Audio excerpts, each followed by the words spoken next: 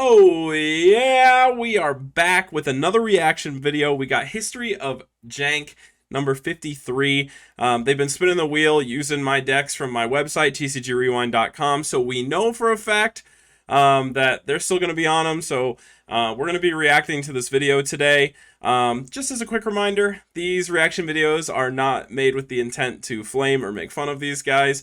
It's just to kind of point out some of the flaws in their play or even their takes on the decks to help you understand the decks better and even the September 2011 format better, because all of these decks they've been playing in Jank are from the September 2011 format, even though sometimes they act very confused about where they're from. I don't know how. It's literally right there on my website. But yeah, that being said, let's just hop right into this one. Countless champions have been crowned throughout the history of competitive Yu-Gi-Oh! But what about the underdogs, the dark horses, the decks that upon first glance make you question everything you thought you knew about the game? In this series, both MBT and myself will be showcasing some of Yu-Gi-Oh!'s wackiest unsung heroes. Each episode will feature new decks, new strategies, and the results will be unpredictable. You've seen the history of Yu-Gi-Oh!, but this is the history of Jank. If you want 5% off any singles...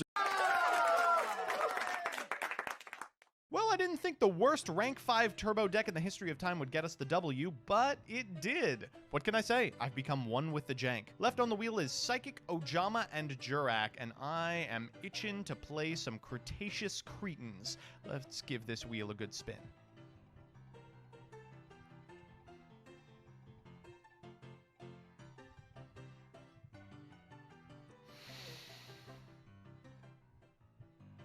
Not bad. Perfect. Well, we incurred...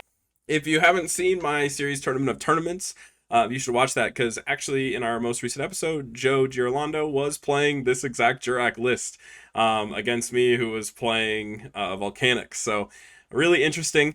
We play out pretty much every deck on my website, so you get to see pretty decent levels of play for the different decks, which is pretty fun. So yeah, check that out. But yeah, I'm excited to see what he thinks about this Jurak deck, because honestly, it's not that bad. And I can't take full credit for this one, because if you know Dave from Who Needs Meta, he was the one who actually introduced this deck to me.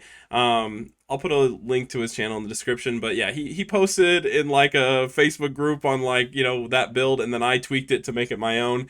But yeah, the concept really came from him, and I think the deck is really, really cool, especially for the 2011 era. And it's surprisingly pretty functional. It's really not that bad. So yeah.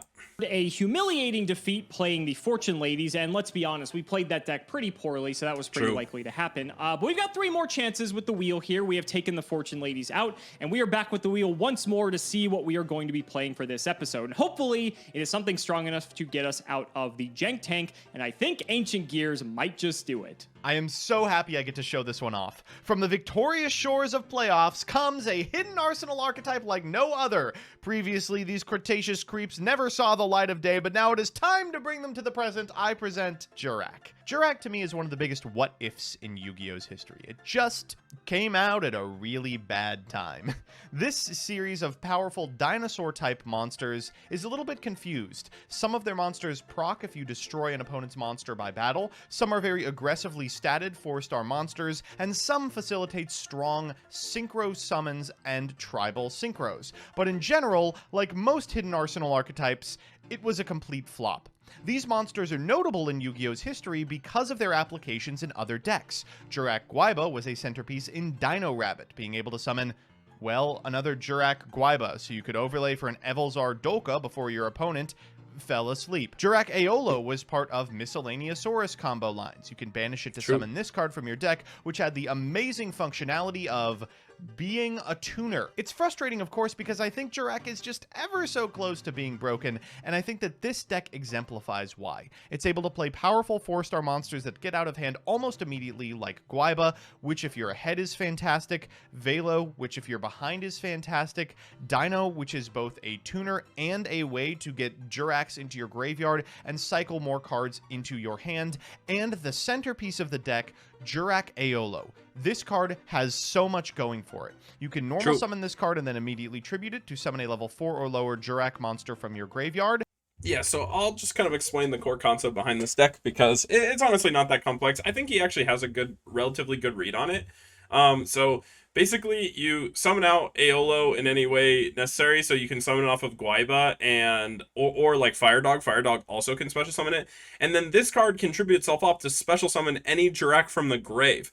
So it's a fire monster with 200 defense, which means it can also be brought back with rekindling.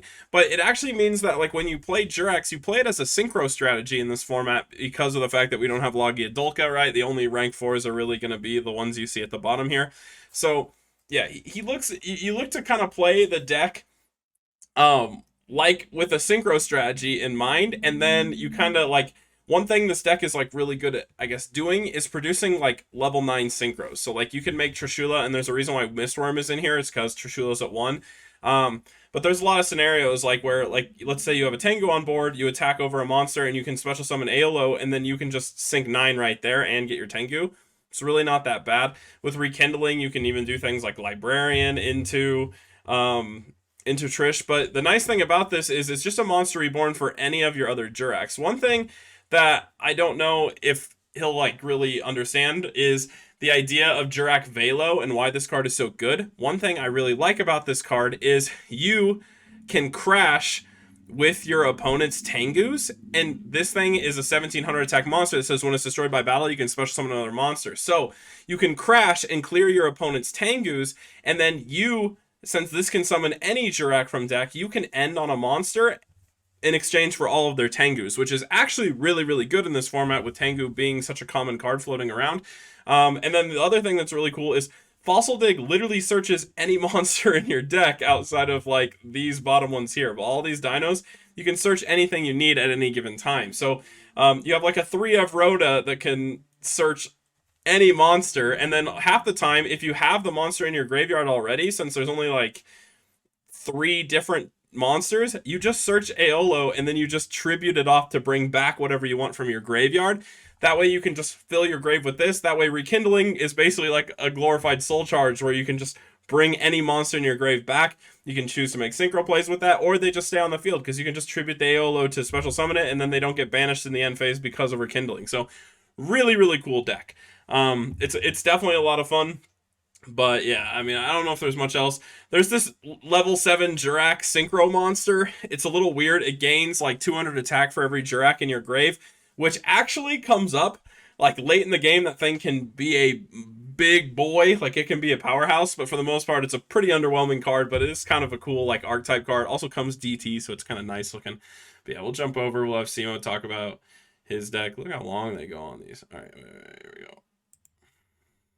In this set, but if not, you could just shut your eyes and pretend we're playing Dino Rabbit. This deck just looks like something you would bring to play at school during recess just because you can summon the biggest idiots in Yu-Gi-Oh! All in one deck. So we're playing Ancient Gears, ladies and gentlemen. Gear Town is a card that Edison players and other, historic format players may know and love because of its interaction to summon stuff like Ancient Gear Gadgetron Dragon, but we're just going the full distance. We are playing with literally every Ancient Gear card that is just big and massive and is able to pierce and just do a lot of really annoying things. Now, Gear Town, a lot of you may not know, actually has a second ability because typically people only care about the destruction effect. It says in the first line of text, both players can normal summon Ancient Gear monsters for 1 less tribute. This means you can just straight up normal summon Ancient Gear Beast, and you can summon Ancient Gear Golem or Gadgetron Dragon for 1 tribute, which can actually be quite annoying for your opponent to deal with if they have a smaller just attack line across their entire monster count. So let's do the card by card. We have 3 Beast, which Beast not only has the typical Ancient Gear clause that your opponent can't activate spells or traps when it attacks, but also negates the effects of an opponent's monster destroyed by battle with it. So that means that if it goes into like Recruiters, it's a very annoying card to deal with. Gadgetron Dragon is just a big 3k dude. Honestly, that effect is pretty underrated. Like, I mean, like he was talking about it, how it's good, but like in reality, like you don't even realize how relevant that effect is. Like, it's kind of like Revive King Hades. That effect to like swing over stuff and negate its effect, like in a format where you have Tengu, you have like Dandelion, you have Sangan, you know, there are actually a lot of recruiters. That this card can actually be super punishing, especially because it can't get deprisoned or anything, right? So like It's a pretty obnoxious card. That being said, I based this list off of the Edison deck. So like I saw Edison had an Ancient Gear list, and I thought it made sense. You know, you got these big guys that basically are one card pitches to bring back Fortress, which is really really good, right? So like basically, if you open any of these guys in your hand, they're one card Fortress Revival, which is really sick. And then if you don't, that's like okay too, because you can hold them in deck, and then you have things like Future Fusion to bring out like the giant Ancient Gear go. I don't even remember this card's name, but this card's actually really sick. It has like a weird floater effect and has piercing, 4400 attack. It's no joke. If it hits the field, it actually is no joke. It's really strong. But yeah, this the nice thing about this that you get from like moving it to 2011 is you get access to Malefic Cyberend, which is not only a one card pitch for Fortress as well, but also it's just a 4K beater you can just slam down with Gear Town, since like it just naturally fits into this deck. So basically, like the ratios for the Edison build, I think was like maxed out on all the different Ancient Gear monsters. I just cut them down a bit, and then threw in 3 Malefic Cyberends and then some like hand traps because I thought they were like worthwhile to have like the effect negation. Because in reality, you want Valor more so than you want like skill drain, because of the fact that you actually want to use Ancient Gear Beast effect, you want to use Gear Frames effect. So like instead of going for skill drain, I opted for Valor because you actually want to defend against Caius. Like Caius is a card that like if it banishes like, you know, your field spell or something, it can feel kind of bad. So I felt like this was just a bit better. But yeah, for the most part, it's just a pretty standard like control beatdown deck, very similar to Malefic, like just Malefic Stun in general. But I honestly think I like this deck better. Just because I think there's more you can do with it, and I think Malefics is like a fragile win con, and they feel kind of bad to play. So if you're just running the best Malefic monster and then a bunch of like big machines, limited removal is nuts in this deck. I just think it has potential. I think it's really good. And then also the sideboard, it can convert into a nice little Malefic Stun variant if you want to. So yeah, that's kind of the whole deal. I don't really need to hear him blab about it. We know. Duel. Damn, I'm good. You see that transition? Well, buddy, the Fortune Ladies last episode didn't go so hot. In all fairness, I probably could have played better, like I can probably play better every episode. However, this time I'm feeling much more confident that I will get out of the Jank tank, and hopefully you are, judging by the sleeves here, you are feeling the same. I don't understand. What do you could have played better? Have we made a mistake on this series yet? I feel like Never. we Never. haven't. True. No, They yeah, played perfectly every time. It's unfortunate that you were not fortunate in our last episode, but this ha. time I think in looking forward to the future of Yu-Gi-Oh, we would do well to remember the past, and I'm gonna turn back the sands of time on you this one. Were you trying to just fit as many as you could into that line? Yeah, I made a bet that I couldn't get 14 references to the. Oh my God, I forgot about the Homestuck guy. Well, I'm sorry, that's just gonna have to have happened. It's okay. You got him. You mentioned him twice in one episode. Yeah. But in this case, let's shout the patron this episode. Ryan Towers, thank you for the support. Buddy, I took the liberty of taking away your ability to hold up the hand last episode. Do you have it up this time? Yeah, I guess so.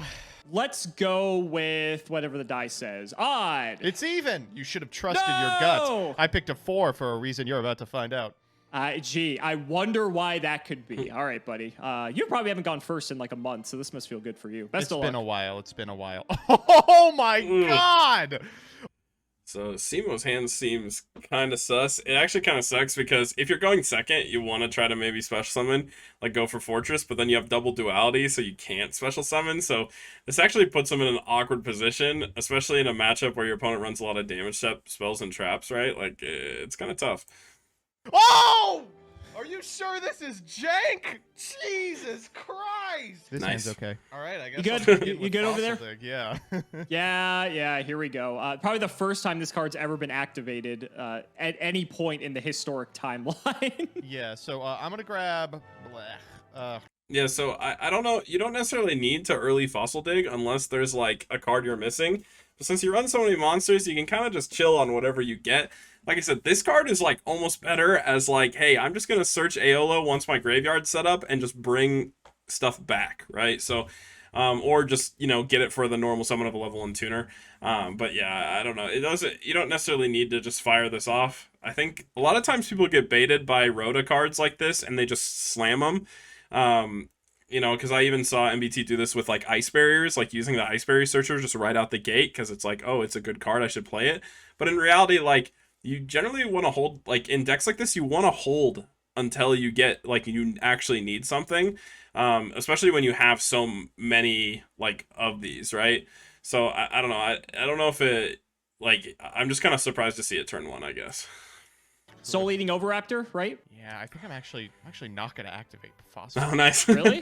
I mean, have you read Misk? That card's pretty good. This deck, unlike every other one of these I've ever played, has choices. I wouldn't know what, looking at my hand, I wouldn't know what that's like. No, I will save it. We're going to set 2, and I'm going to pass it back to you. Just straight up set 2 pass. Huh? I'll just tell you right now, imagine the 2 best cards it could be. Those are the ones it is. Oh, that's a Main really one, bad nice. draw, too. Looking at the contents of my hand, you apparently opened with the best hand imaginable. Luckily, since MBT didn't normal a monster, like you can actually duality and gear frame in the same turn, and it's like relatively fine. did not do any such thing. So I'm going to start with a humble pot of duality. Yeah, just go off, King. As much as this deck can go off. Heavy is not bad. I kind of like that heavy store, buddy. Not gonna lie. I think I'm gonna have to take that one. All right, do what you gotta. Okay, so we'll get these out of here. Let's just heavy. It's too easy. It's actually to pass not up. that good. I was playing around it, baby. Oh, okay. You got Scapegoat and who's the Decree. idiot now? To be fair, that was Scapegoat's such an underrated card. This card's like so nuts. Like honestly, like just look at the position he's in. Like it's like it's actually hard to clear these goats in this format. would have actually done literally nothing. I've got gear frame. Yeah. I should have just kept that fortress on top and just added it back to my hand. But we don't like to cheat here in this series. I'll just take out a goat. I mean, that's the thing is that we've actually never cheated. Yeah. Never. Not once in the like 50 Right. episodes of this series that we filmed. Go ahead. My God. Not super sexy. We're just gonna Guaiba here. Okay. Go to combat. Lance. Yeah. Yeah. I'll So, like, spare we you know how this saying works. it. We know how this works. Yeah. All right, I'll take the 7, trigger your Guaiba. Yeah, we're gonna summon a Guaiba and attack. No, you can special summon like a tuner here. You definitely want to special summon a tuner here. Like there's so many different options, but like you could just go AOLO and like make a level 2. You could draw and then just like pass because then you can synchron your opponent's turn. I don't know. There's a lot of different options, but you definitely want the tuner. This is not an Exceed deck. Directly. Have we ever? No, you're not. Are you sure? Because I'm pretty sure this is how it Also, works. it can't Otherwise, detect we've it. messed up Oh, several they episodes might be of actual memeing. history. You just had to rub it in, didn't you? You just had to rub it in, didn't you? Okay, Yeah, so- don't watch that episode, ladies and gentlemen. No, do watch it. Turn on the ads, please. All right, so That's true. unfortunately, the bad news here is we're doing this at a time that predates Dino Rabbit, right? This deck became really popular when the 4 pool got large enough that there was really cool stuff you could go into from the extra deck. But this time I can go into Utopia or Steel Swarm Roach, and neither of those seem great. You also have I actually wonder about the validity of like Jurak's in like the Dino Rabbit format outside of Guaiba, you know, because like Velo in hindsight doesn't sound that bad either. Like the fact that it's just a 17 Dino that if it destroyed gets to float into another one and could just float into Guaiba, kind of like doesn't sound that bad in all honesty. I mean, Dino Rabbit did have its own issues with space, right? Because you have the rabbits and 6 vanillas, but maybe there's a world. I don't know. I do think it's kind of cool concept. I guess that might be what they're referring to when they say this archetype came out like a bit too late, but it was like Rabbit and Logia Dulka came out in Photon Shockwave, right? So like it was all in the same set, but it's like if Rabbit didn't exist, maybe this was the alternative world where like this was like the nutso play to make like Logia Dulka work, which is kind of cool. I don't know what's in your deck, but there is Jurak Aeolo, and you do Yes. have those scapegoat tokens out, so I So- could do something there. I do have some options in terms of that, and I am going to go for it. So we're going to go Jurak Aeolo here. Second main, we're going to go Aeolo and a token off, and we are going to summon a Formular Synchron. Go ahead and get your draw. We will. So this is kind of frustrating because you have the capacity next turn to maybe summon that guy, but that's an inherent summon, so maybe I do make the Roach? Yeah. We'll go Formula and the 2 tokens. I actually like the idea of Roach. Like Roach actually really kind of gatekeeps this deck if he doesn't have like an immediate answer. Like I respect it. Roach is like kind of scary. Like how does he out it? Like he has to basically get Gear Town and then like 1 tribute a monster, which like I don't know how like or I guess Ancient Gear Beast outs it. But if he has any damage spell traps, like Could be for good. an Armory Arm. And then overlay for Roach. Yeah, we'll make Roach. It's I not like that pretty, play. I but, thought that was actually this kinda card good. that I drew off the top of the deck, I think is going to make it a little prettier. So I'm going to pass one, and I'll you know, go for it. Boy, you know, the card I just drew would have been infinitely more helpful given the circumstances. I'm just going to duality again. All right, go for it. Okay. Boy, you sure do got fortresses coming out of your asshole. Yeah, he does kind of just have to take Torrential, I think, and then worst case scenario, like normal summon Maxi on the next turn to blow up the field. Like, yeah, it's pretty bad, but that might be what it is. I do. If only you saw what my hand looked like. Yeah. I am just going to grab Torrential. Sure. Put the other ones back. And I also played this deck in Tournament of Tournaments, and I swear I did not brick nearly as bad. Like, it's really unlucky to like see more than one of these two guys in your opening hand. Like, opening one isn't that bad because, like I said, it's a one card discard card for Fortress, so it's not that terrible. But the fact that like there's like 3 Duality, 3 Terraforming, 3 Gear Town, and he didn't get access to Gear Town, and he opened both of these in like a pretty low monster count deck, it's like kind of insane. Like, it's actually pretty depressing. I'm going to set a card that could literally be anything and pass the turn. Quite literally. Stand by me. We are going to normal summon Jurak Velo. Okay. I imagine you have something to stop this. It's prog time, baby. Woo! Nice. Woo, there it is. I'm a huge fan of this card, so this is my spicy tech. Whenever you're playing a deck that runs things like Royal Decree in main deck, which he is, I think you should always run My Body because you don't really have any raw protection for Dark Hole, and My Body just does that job so well. It also protects from things like Black Rose Dragon and stuff. Those are usually the outs to the Decree for your opponent if they like don't have an MST to it. So like I really like this card. So that was nuts. And honestly, I don't even know what Cimo does here. Is all right. Yep. Boom, boom, shakalaka laka boom. 36. I'll take it. Back to you. Okay. Oh. Well. Son of Bro, what a top deck. That's actually insane. a bitch. That's All like right. the only thing you could have topped. Prog time, baby. Yeah. We're gonna special fortress. We're gonna pitch gear golem. Oh my god. Go for 25. We want to go for another one here? Yeah. I wish. No, unfortunately, they're all back in the deck where they're shuffled from 2 potted duality. Go ahead. Open the door. Get on the floor. Everybody walk the dinosaur. Okay, so we're gonna dark hole here. Okay. I believe this Fair won't trade, do fair anything. trade. Yes, because you have no cards on the The field. exchange. I'm Handshake. digging. You're finally digging. I just Nice. love the artwork on this card. They could have gone and had like all of the dinosaur bones in the dirt, and it could have just been that with like True. a shovel. But no, they took like Doitsu, Soitsu, Eitsu, and whatever the other one is, and had them in this, and just made this card great. I love it. God, you are just about almost dead. There's no almost about it. You are toast, my friend. Am I? I'm gonna grab Velo. Okay. Turns out I didn't need to dig this turn anyway. I'm gonna normal Aolo. Sure. Activate the effect. We're gonna summon back this Velo. Wait, this thing has an effect? Yeah. I thought this was just a tuner. Yeah. I will Maxine in response to this, though. Oh, that is really rough for me. Okay. You said I was Jed, Mr. Rothschild. What? Was Jed. Also, so I think MVT is afraid of like you have to think, okay, so like people rant and rave about Maxi, right? You have to think right here. You're in this position. What realistically will Cimo draw that will prevent MBT from winning if he like goes for a rekindling play? Because that's what he probably has. He has rekindling, right? Like if he's saying you're dead right here, like that's like the primary extender for Jurax, right? Is just rekindling, or I guess maybe a Monster Reborn, but yeah. So if he thinks he has game here, and I mean, if you don't even look at the build, like if you don't look at the list, your opponent's playing things like, you know, Machinas is playing, or not Machinas. Yeah, no, Machinas playing like Fortress, and then like Malefic Cyberend, you know, like Ancient Gears. Realistically, their deck is more so based around back row than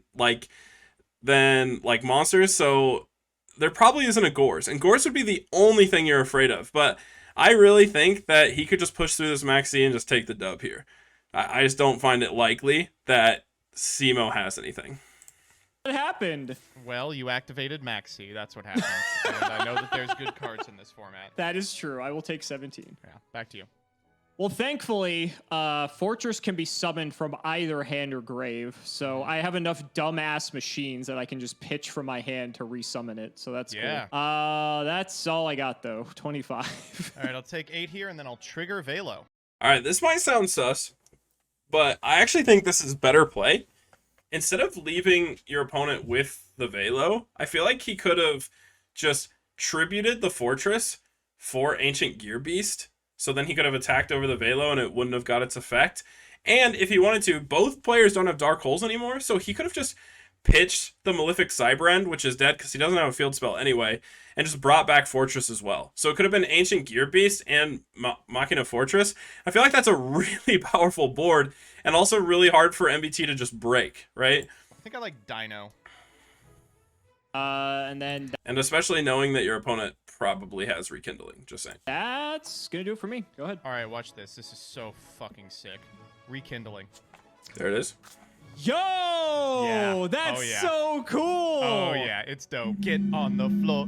Everybody walk the dinosaur. Boom, Oh my boom, god, and these are like shaka-laka-laka, ones- boom. that's so good. It's Soul Charge, baby. Oh my god. all Okay, right, now hear let's, me out. You overlay all of them for a tin Archduke or whatever that stupid God, I'm card not is. even that no one playing plays. it. Why? I don't know. I didn't build the deck. Anyway, it does. Tin Archduke isn't legal in September 2011. It's not a real card at the time. But he's about to lay a land sound. You see that spicy pause? And yeah, I don't think there's anything he can do about this win here, right? So that's what I'm saying. Imagine this a turn earlier. I think he had it. But I also think if Ancient Gear Beast would have hit the field, MBT would have had to get a bit more clever. Like he maybe would have had to try to fight for a Trishula play instead to try to out the Fortress. But Cimo has Valor. So I actually think Cimo could survive here, where now he's just most definitely dead. No matter what he pops, like he doesn't have anything to protect his life points from the other two monsters attacking. And he just gets to a crash with a Velo. So yeah, I really think if he would have just tributed for Ancient Gear Beast and then summoned back Fortress, he actually could have potentially won this game because Valor included, he doesn't actually have a way to break, but I don't know. My math could be wrong here. I guess if you lose 3 monsters, maybe, I don't know. I think you can pop the Trish with Fortress, so I don't know. Interesting, but I do think that he could have survived a turn longer. Doesn't matter. I have the Forbidden Lance. I see. So you're going to put me down to 17. Wait, that puts me to... Yeah, that puts me down to 17. Uh-oh. Yeah. Then let's get crashing. Oh, and this is cool. Velo will trigger here as well. Yeah. Ah, that's pretty sweet. Okay, all right, you got me. My hand was... I wish I could have seen his next draw, if I'm being honest, because of how, like I said, I think he could have survived. That's unfortunate. It's like 9 Ancient Gear cards that I couldn't summon, so yeah, you can get the first one. You can get the first one. That's fine.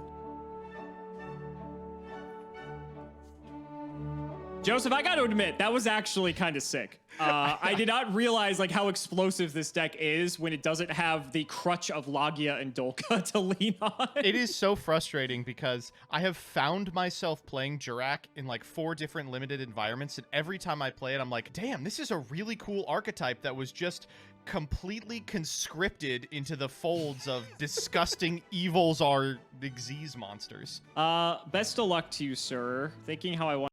Yeah, see, this is my favorite part about 2011 format. Is literally any deck works. Any deck works. If you want to make any archetype function, you slam it in this format, and I promise you, it'll work way better than in any other format. It's actually incredible. Like I love reacting to these guys play these games, just because you can kind of see their eyes light up, even if they're not admitting that this is the best format quite yet. When they play, you can see their eyes are lighting up, like, hey, wait. This deck actually works. And that's kind of like how I felt when building this library, is like, I didn't really want to put anything on my website that I felt was like just complete jank trash or like it doesn't function. In fact, I tested a lot of the decks over and over against the meta stuff until I could get at least a relatively decent win rate on the decks that are in there, even some of the jankier ones. So it's one of the coolest parts about this format. Like just seeing how he was like, whoa, like Jurax can do a lot. It's actually surprising how many decks on my website and just in this format can actually do a lot of crazy stuff if you actually take the time to master them. And, you know, there's plenty of ways to optimize these builds, so there's just so much undiscovered still, which I think is just incredible. I want to start my turn here, and my hand is interesting. I'm just going to set one and pass. Yeah, whatever. I don't have much to do neither. I'm going to normal... I don't really think it matters. Normal Jurak Dino. Sure. Wow. 17 is fine. Second me. Throw them all down, buddy. Yeah. I only got 2 for you. So I actually think it's better to torrential there. One, because you know your opponent is maining Decree, so after this turn without MST, this is probably dead. And also, this deck preys on like using like damage step spells, so like Shrink and Lance, right? If you Torrential and he burns the Lance to save it, it's honestly fine. I'm okay with that, right? Because then that's one less he can use in the damage step, which puts your plays down a bit, right? And then like at the same time, I just think like them retaining monsters on board is like the only thing they can really do. That being said, he does have Beast, so he can kind of prevent getting lanced prior to the damage step, so that's kind of good, I guess. Anything standby? Nope. Good, because I skipped it anyway. I'm going to activate Gear Town. And this card actually has a first line of text on it that says, both players can normal summon ancient gear monsters for one less tribute. So I'm going to do that with my Ancient Gear Beast. I will follow this up by pitching Ancient Gear Golem and Fortress to summon Fortress. Yep. Battle, Fortress in. Yeah, why'd you flip that Lance, buddy? I am thinking about it. Why? He can flip the Lance. I mean, I guess like if he flips Lance, it's a crash, so it's actually a pretty decent trade. But also, he could just prevent any of that from happening by just swinging it with Beast, and then MVT can't do anything. Why would I not be able to? Only Beast has you could. that effect, right? Lance makes us trade. That fucking sucks. All right, I'll just go Shrink in that case. Oh fuck, that's actually a good card. Yeah. Shit. Okay, so Fortress down. I'm gonna take what? I go to 1250 to your 17, so I take 450. Yep. This is really frustrating. At resolution of this, you get to destroy my monster. I do, so I'm gonna do that. All right, cool. 2k in. I'll take it. And then that's it for me, buddy. Go ahead. Stand by me. Lance your monster. I go down to 12. Sure. Dig. Get digging. Go ahead. We're gonna grab Aolo. Okay. Normal Aolo. Can you use Aolo to bring back the Dino? Yep. I guess I'll maxi. Sure. No, okay, so he definitely should have torrentialed here. His Gear Beast is under Lance, and you know that he doesn't have any, like, unless he has Rekindling to follow it up, in which case, like, Maxi is insane, right? If he would have just torrentialed on the summon instead of using Maxi, it would have been 10 times better, because then he doesn't let this thing trigger. Like, oh, it's actually so sad that he didn't, like, I guess maybe he didn't think about the fact that this thing is immune to spell and trap cards now, but, yeah, that's kind of crazy.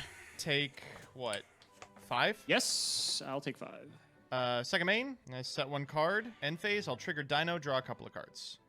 Sure. Back to you. It's a pretty sweet card. I'll draw. Yep. Terraforming. Ooh, let's go, baby. Get the one and only Gear Town. Yep. So we've never fucked up this interaction before. I'm going to set a card. Could be anything. Could be anything. I will trigger the Gear Town. Correct.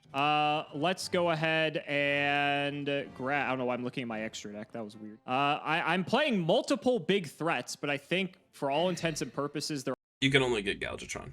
all just colossal idiots. So we haven't seen Gadgetron Dragon yet. Let's bring him out. Battle 3K. And second main, I've got a back row. Over to you. Stand by me. Heavy. Yeah. Torrential, Warning, and Gear Town. I should trigger Gear Town, correct? Yeah, you do get to. I do. Okay. What's better than one Gadgetron than 2? I actually think that 0 is better than both of them. No! Why would you do this to me? Woo! And guess what, baby? The game's over. Rekindling. I think I may be a little off here. Are you? Yeah. So I can't summon back the Dino with the Rekindling. This is also where that Maxi could have been more useful. He just improperly used his Maxi. But also, he can just Valor the Chimera Tech and drop it to 0, and then it's no longer an issue. You're at so, like, 47. any top deck would get him out, really. Yeah. Sure. All right. This is bad. This is Door bad. opened. I'm on the floor, baby. We're walking the dinosaur. Everybody walk the dinosaur. Yeah, so this is like another game of Cimo just playing this like so improperly, right? Like if he just would have, like he could have Valored on that last turn, which would have like kept him alive, but also like he just didn't use his Torrential. Maybe I was like off on Torrentialing on turn 1 because, you know, since he had Gear Beast, it makes sense to just normal Gear Beast and attack. And he's honestly fine. The thing that, like, because what he could have done is he could normal Gear Beast and attempt to attack. If he glances or something before battle phase, then or like shrinks before battle phase, then all he has to do is go into Fortress, and then it's actually like, yeah, it's not that bad to go for that trade, I guess. But he could also just pass and burn the spell right there, and it's not bad either, especially with Torrential in the back row. But yeah, I don't know. He played this game really suboptimally, like misusing his resources. And that's kind of one of the biggest things in this format. Like, one, he could have not used his Max C at that time and held it for when he goes for a Rekindling play, because that's the biggest punish to this deck is Rekindling to bring back a Aolo, and then it has to tribute to bring something back from grave, or Synchro is automatically going to be at least a draw 2. So yeah, just really suboptimal play on Cimo's end. That could have actually won him this game. They do in the game 3. We gotta respect it. I don't have much to say. I just got fucking cleaned this episode. Like, I thought I was doing okay, but your deck seems to just be like the best deck of 2011, It's evidently. Well, That's my favorite thing in this format too, is when someone's like, oh, your deck's just better. But in reality, like, if Cimo played better, he would have been able to win. You know what I'm saying? Like, it's just like, or could have potentially been able to win. Gameplay is so relevant in this format, it's crazy. we'll talk about it at the end, but boy, Of course, it is one of the holy biggest misses in shit. Yu-Gi-Oh! That these were not legal during Edison format. This hand's unbeatable! Future Fusion. Yeah, it's such a bummer that it's not legal in Edison format. If only there was a format that was more balanced, more skillful, and had all those cards available. Huh. It'd be really cool if that existed, and it was September 2011. Just saying, you're playing it right now.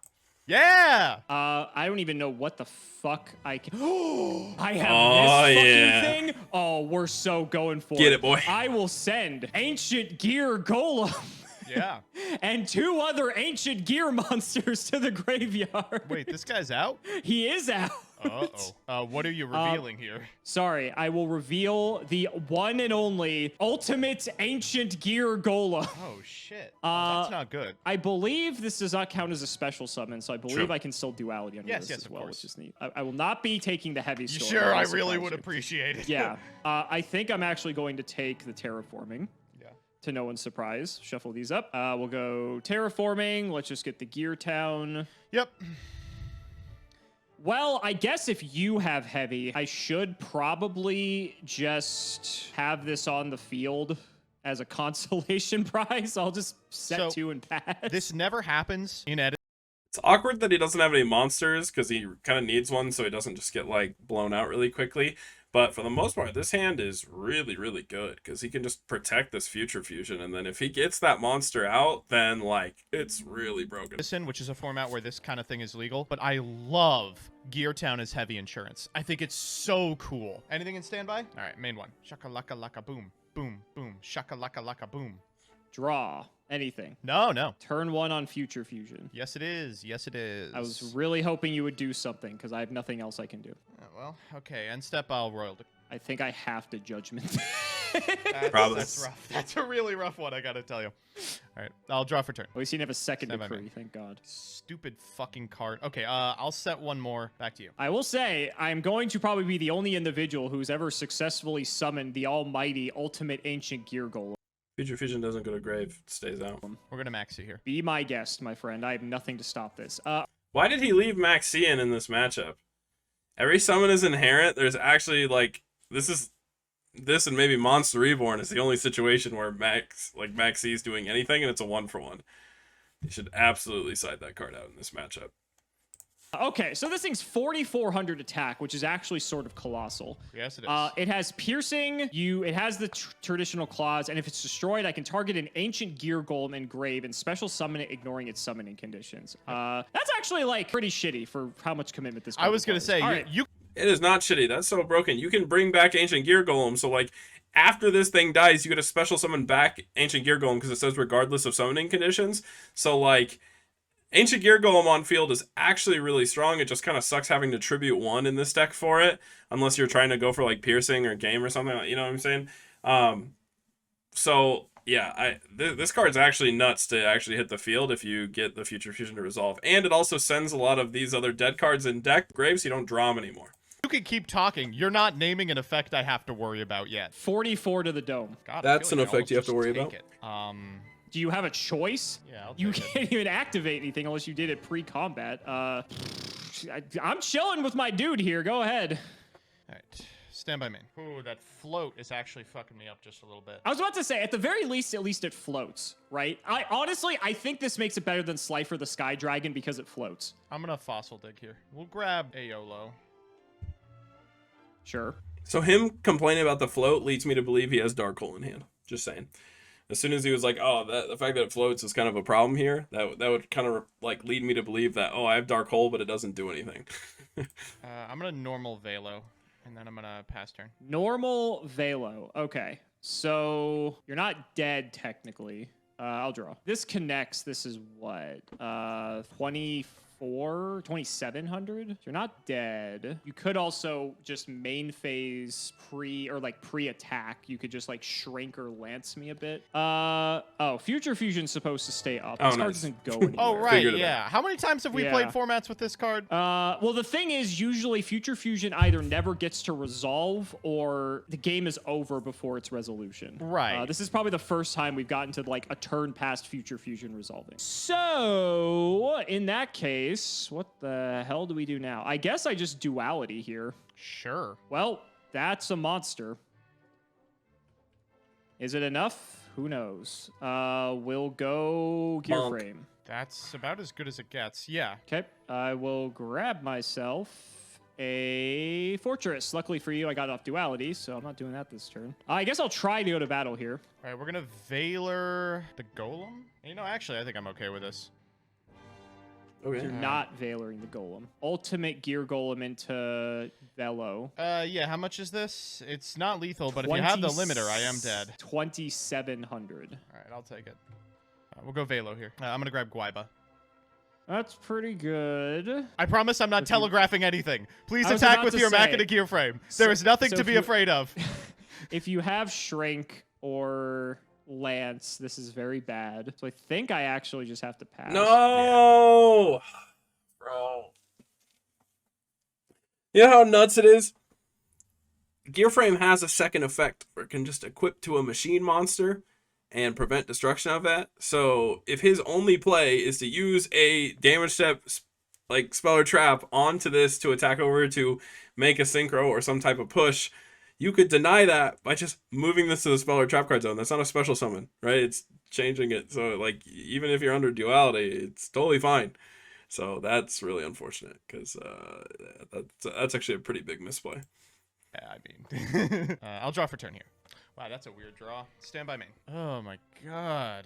All right, I'm gonna normal Guaiba here. Yeah, you're fine. All right, let's overlay here. We're gonna make Dolka. This is the Dolka at home. Is that the Dolka at home? Why did he make Utopia? Yeah, and we're gonna try. Like, I guess he can prevent attacks, but he could just out this right here and now if he just Guaibaed in onto the Gear Frame with a Lance. Like, assuming he has something, right? He could have Guaibaed in with a Lance and then special summoned and Aolo and just made a 9. And he could have just Trished and outed it. Which I guess is like a bit risky in the event that your opponent has Valor.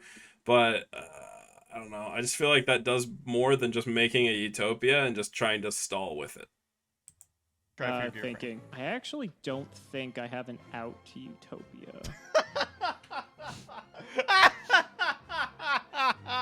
This Torrential? deck is so good. Yeah, Torrential's fine. Does he not? Bro, imagine if he would have just slapped the Machina or whatever its name is, the Gear Frame onto the Ultimate Ancient Gear Golem. That Torrential actually would have been not that bad, but I definitely don't think you need a Torrential there. Like, you're kind of big chilling. You have a lot of big monsters that can just swing into it. Worst case, you summon Fortress next turn and attempt to crash. Like, any normal summon will deal with this, right? I don't know. Just pretty sus. Care. Oh, son of a bitch. He just has to be destroyed, right? Yeah. All right, we'll trigger him. Sure. Yeah, this simplifies things. Dark Hole. I called it. Guys, I called it. There was a Dark Hole. That's why he telegraphed it. So another reason why you do not want to torrential your own board. We're chilling, folks. Heavy. Oh, this could get really bad. Scapegoat. Sure.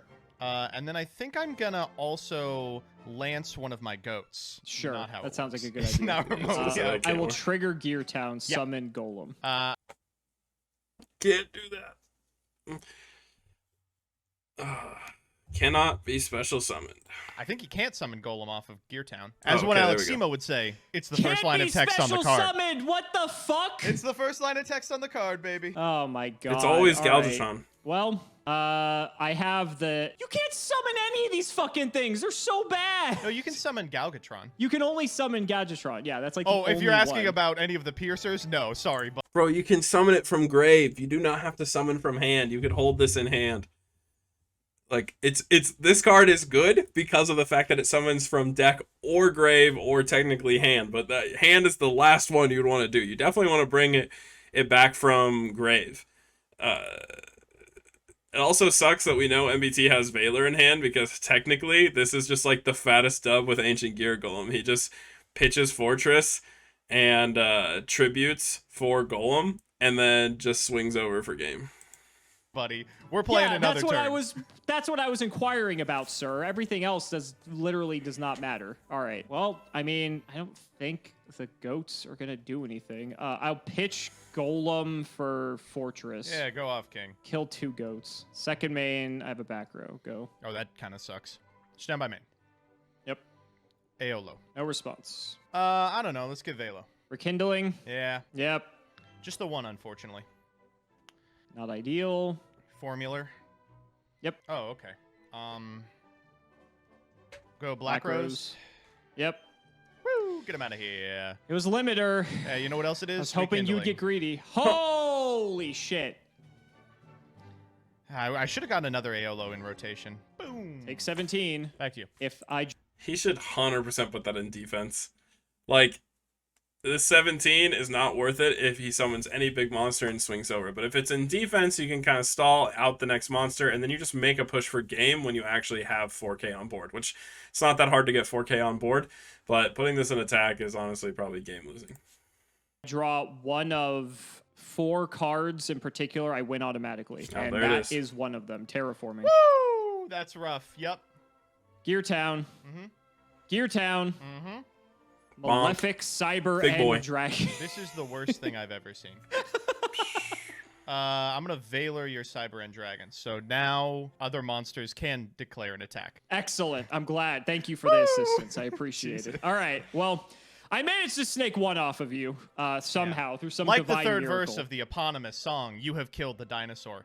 God, I love this deck. I'll play this deck all goddamn day. It's cute what this deck Glad is he liked trying to it. do. I think the biggest issue is that it plays way too many fucking gigantic dudes, which it's ancient gears, so like I get that's what it wants to do. It plays way too many of them. So I'll just like I'll spoil. Hey, all I'm saying is the Edison deck ratios are way worse. Like, you have to run, you like max out on every copy of them. And in this one, I was able to reduce it down just for the sake of adding Malefic Cyberend, which is a much better feeling card in this deck. Just saying. A little bit for the viewers of this series. Ancient Gear, while it's not good even remotely during this time in Yu-Gi-Oh, doesn't mean it was never good. You know, it's not a Duel Yes. Links only deck. In fact, there I really don't think Ancient Gears is all that bad, in all honesty. Like, initially when you look at it, you're like, oh, this deck's kind of jank, but I genuinely think this deck is just a better version of the Malefic deck. Like, you're just running better cards. It feels really good. Like, Ancient Gear Beast, like I said, in this format is kind of nuts, so I don't even think it's that bad. Maybe the build I have could be optimized a bit more. I'm sure it could. Honestly, maybe you just cut the Golem and just like cut Golem altogether and the Future Fusion package and only run like the double Galvatron and then just the Gear Town engine with like Machinas, and then you probably could just run more back row or something and it might get inherently better. I don't know. I do like the fact that Golem is just a 1-card pitch, and then by running it you can run Future Fusion and potentially get the like such a bonkers card, but I don't know. I think there might be a better build for it, but I do think this deck's actually not that bad.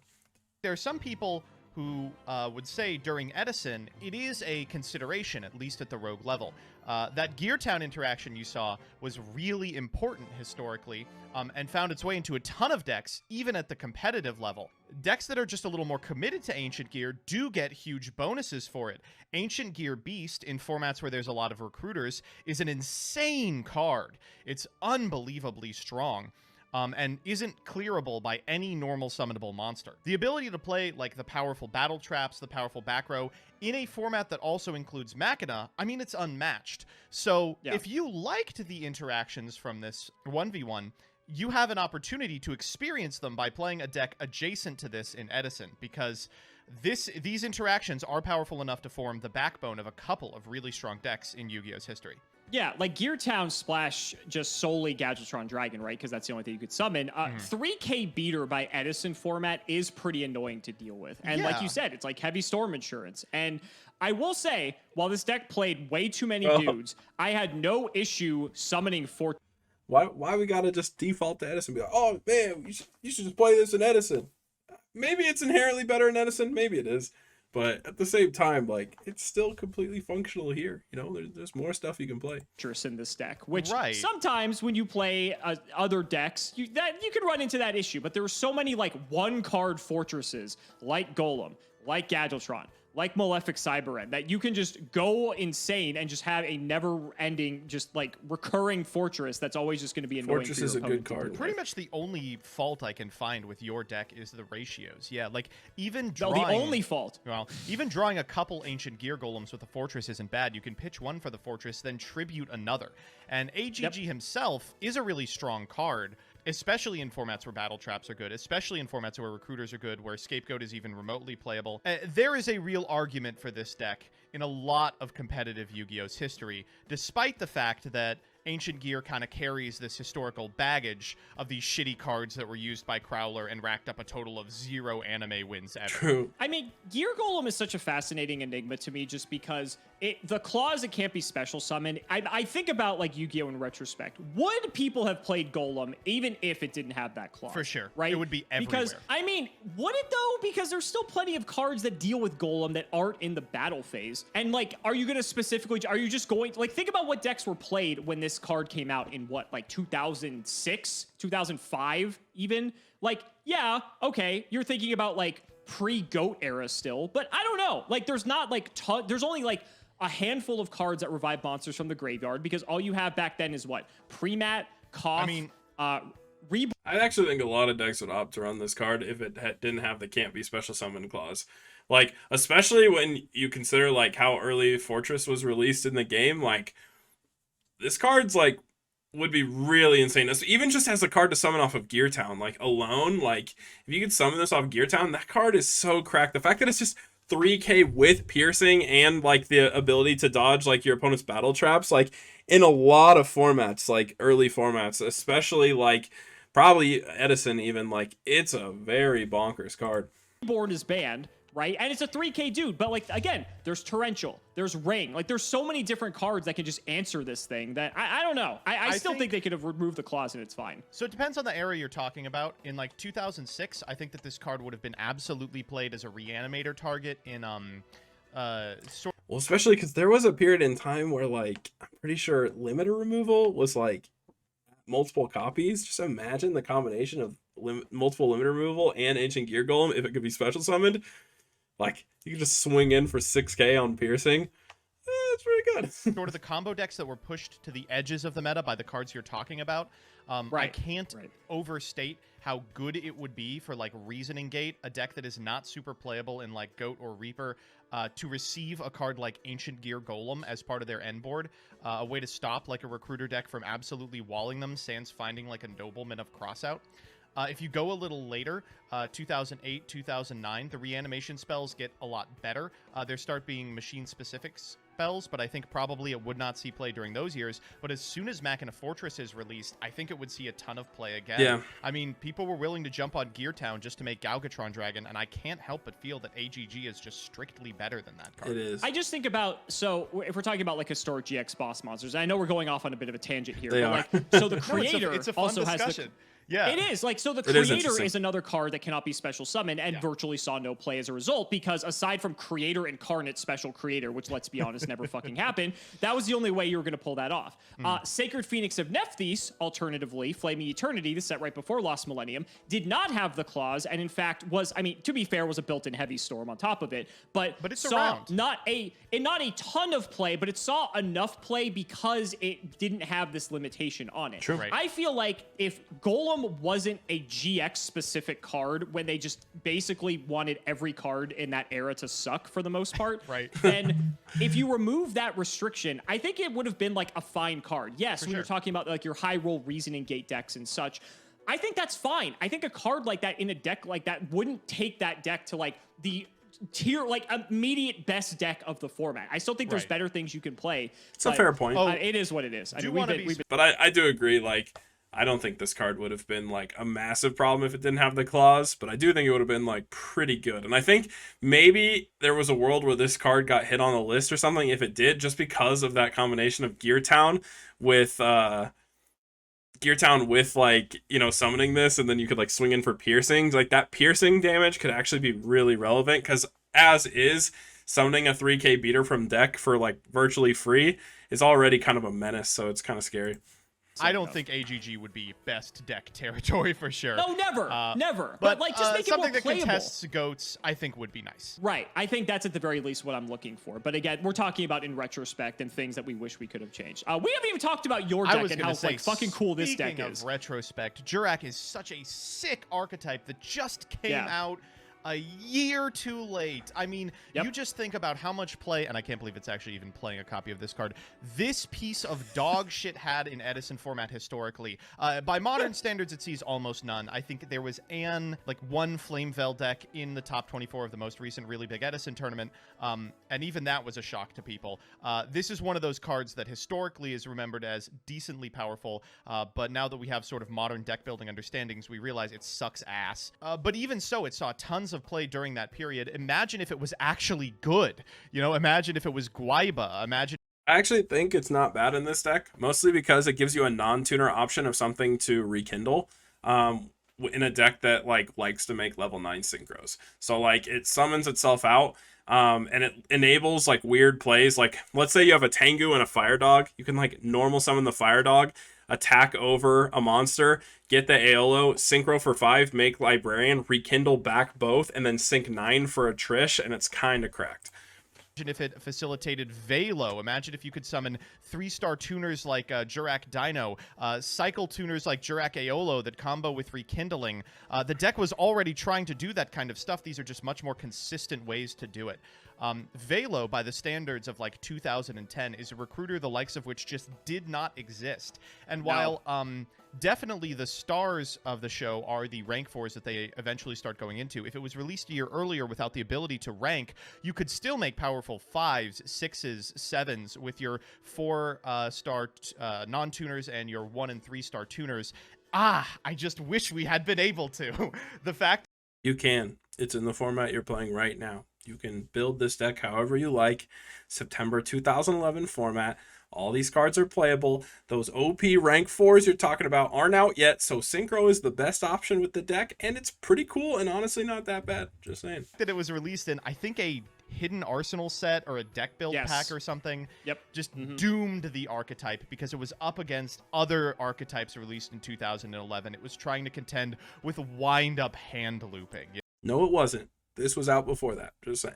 You know, and they're never going to be able to do anything about that. I do appreciate that Aolo has a very specific competitive niche in like a tuner you can summon off of Miscellaneousaurus, but it sucks to see that this archetype never got its day in the sun. And like, let's be honest, like Guaiba saw play in Dino Rabbit, and Aolo saw play in modern dinosaur decks because it was actually like the Jurak cards are inherently just good. But like you said, I really think it was just the timeline just was not kind to these cards in the slightest. And right when we're at the precipice of Dino Rabbit, and there's so many infinitely easier ways to access Logia Dolka, it really just was a missed opportunity. This was a really cool deck to see, and I'm happy that we got to show this one off. Yeah, both of these were really neat strategies. I'm immediately going into alt format discords after this call. I'm gonna try and tinker with both of them. I think there's a lot of play in the Machina AGG deck. I think there's a lot of play for people who play like September 2011 format to maybe do something with Jurak that is. Amen. MBT, come play 2011. You will like it better. You will think it is the best format because it really just is.